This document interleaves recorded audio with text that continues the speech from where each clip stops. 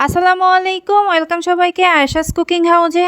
আজকে শেয়ার করছি দেশি মুরগির ঝোল। তো আজকের এই দেশি মুরগির ঝোলটা কিন্তু একদমই অন্যরকম স্পেশাল হতে চলছে। মানে নানি দাদিদের আমলের মতোই রান্না করার চেষ্টা করেছি। ওনাদের মতো তো স্বাদ আনতে পারবো না, তবে ওনারা যেভাবে রান্না করতো সেভাবে আমি রেসিপিটা সংগ্রহ করে রান্না করার চেষ্টা করছি। যাই হোক, এখন তো একটু আধুনিকতার ছোঁয়া থাকবেই। মাটির চুলায় রান্না করতো। এই তো আমি কিন্তু রান্না করে ফেলছি।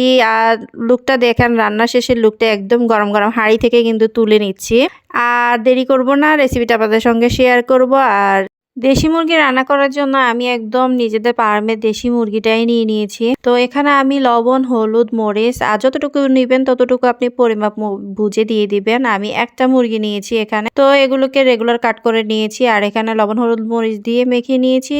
সাথে কিন্তু ছোট ছোট আলু নিয়েছি, নতুন আলু। আর এগুলোকে আমি লবণ, হলুদ, মরিচ দিয়ে মেখে নিয়েছি। দুটো রেডি হয়ে গেছে। এখন চুলায় চলে আসলাম আর হাঁড়িতে পরিমাণ মতো তেল দিয়ে দিলাম। এই তো ধরেন হাফ কাপের থেকে একটু বেশি হবে। এখানে আমি প্রথমে আলুগুলো দিয়ে আলুগুলো একটু ভেজে নিচ্ছি। আর আলুগুলো ভেজে নিলে কিন্তু খেতে ভালোই লাগে। আর বেশি সময় সিদ্ধ হতে বেশি সময় লাগে না, একদম হওয়ার আগে আগে দিয়ে দিলে হয়ে যায়। তারপর হচ্ছে আমি মুরগিগুলোকে একটু তেলের মধ্যে দিয়ে নেড়ে চেড়ে নিব। এটা কিন্তু আমি ফ্রাই করব না। আর ধরেন কি 2-1 মিনিটের মতো এভাবে নেড়ে চেড়ে নিব। নিয়ে হালকা একটা কালার যখন চলে আসবে তখন আমি এখানে মশলা অ্যাড করে দিব। আর এখানে আমি একদম বড় বড় করে 3টে পেঁয়াজ কেটে নিয়েছি। আর পেঁয়াজগুলো এখানে দিয়ে দিলাম। সঙ্গে দিয়ে দিলাম আদা বাটা, রসুন বাটা, জিরা বাটা, পেঁয়াজ বাটা। তো হচ্ছে গিয়ে আদা বাটা দিয়েছি 1 টেবিল চামচ আর সবগুলো দিয়েছি 1.5 টেবিল চামচ করে। তারপর হচ্ছে লবণ, হলুদ, লবণ দিয়েছি 1 টেবিল চামচ, হলুদ গুঁড়ো, মরিচ গুঁড়ো 1 টেবিল চামচের থেকে একটু বেশি করে দিয়েছি। ঝালটা একটু বেশি পরিমাণে হয়তো দিবেন যদি আপনি খেতে ভালোবাসেন ঝাল। এগুলো দিয়ে এখন ভালো করে নেড়ে ছেড়ে নিব। আর একটু নেড়ে ছেড়ে মশলাটা কিন্তু ভালো করে মিশিয়ে নিতে হবে।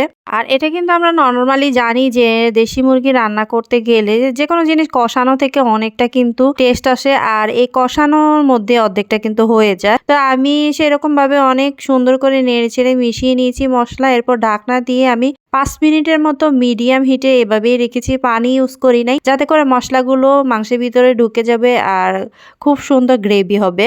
তো হচ্ছে গিয়ে এগুলো যখন ঢাকনা তুলে আমি নেড়ে ছেড়ে নিয়েছি 5 মিনিট পর, তারপর আমি এখানে 1 মগ পানি দিয়ে আবার একটু নেড়ে ছেড়ে নিচ্ছি। তারপর এখানে আমি আরো কিছু জিনিস অ্যাড করব।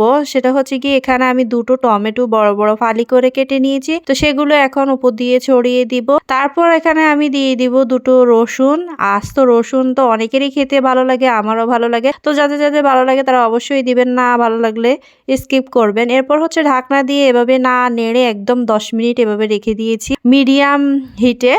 তারপর হচ্ছে ঢাকনাটা সরিয়ে আবার একটু নেড়ে ছেড়ে দিলাম। যদি মনে হয় যে নিচ দিয়ে লেগে যায় তাহলে ঢাকনা সরিয়ে অবশ্যই নেড়ে ছেড়ে দিবেন। আমি কিন্তু নাড়ি নাই। এরপর হচ্ছে কি 10 মিনিট পর আবার নেড়ে ছেড়ে নিলাম। এখানে এখন আলুগুলো অ্যাড করে দিচ্ছি। আলুগুলো দিয়ে দিলাম। আর দারচিনি, এলাচ, তেজপাতা তো দেই না। এগুলো আসলে হচ্ছে কি আমি গরম মশলা একটু স্কিপ করতে চাই। আমার হাজবেন্ড হচ্ছে ওগুলো পছন্দ করে না। ও মনে করে কি দেখবেন যে তেলের মধ্যে যখন দেওয়া হয় তখন কিন্তু একদম স্ট্রং ফ্লেভার চলে আসে। তো মাঝখান দিয়ে দিলে হয় কি স্বাদের ব্যালেন্স হয়। তো দিয়ে দিলাম। এগুলো দিয়ে ঢাকনা দিয়ে একদম মিডিয়াম টু লো হিটে চুলার আঁচটা রেখে 20 মিনিট রেখে দিব।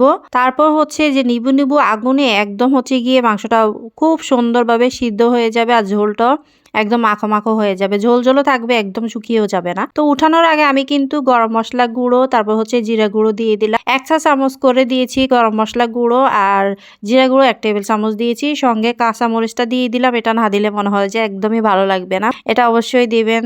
এই তো রান্নাটা শেষ হয়ে গেল। আর এভাবে অবশ্যই একবার ট্রাই করবেন। সবাই ভালো থাকবেন।